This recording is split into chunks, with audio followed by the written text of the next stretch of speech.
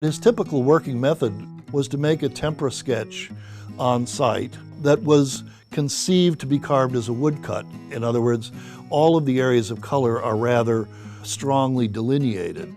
He would make these tempera sketches to the exact size of the woodblock that would be made from them.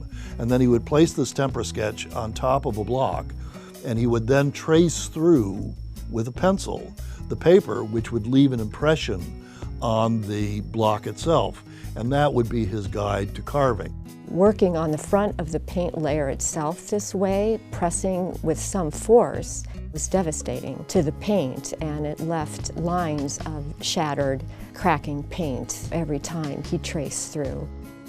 We have a technique now called RTI, and that is an imaging technique where you have different shots of raking lights in different positions, all the way around an artwork. And then the computer software can merge these images, and you can manually move your light source around.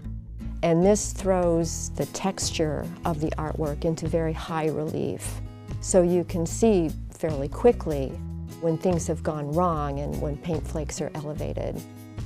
When he used his tracing procedure, that fractured the inflexible paint. In conservation, we do a technique called consolidation, where you run an adhesive underneath all the insecure paint flakes.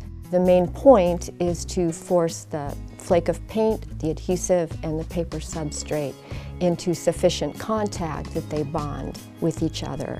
It's a procedure that takes a very, very long time because you're working so minutely. That is just what it takes to make these masterpieces ready to hang vertically on a wall.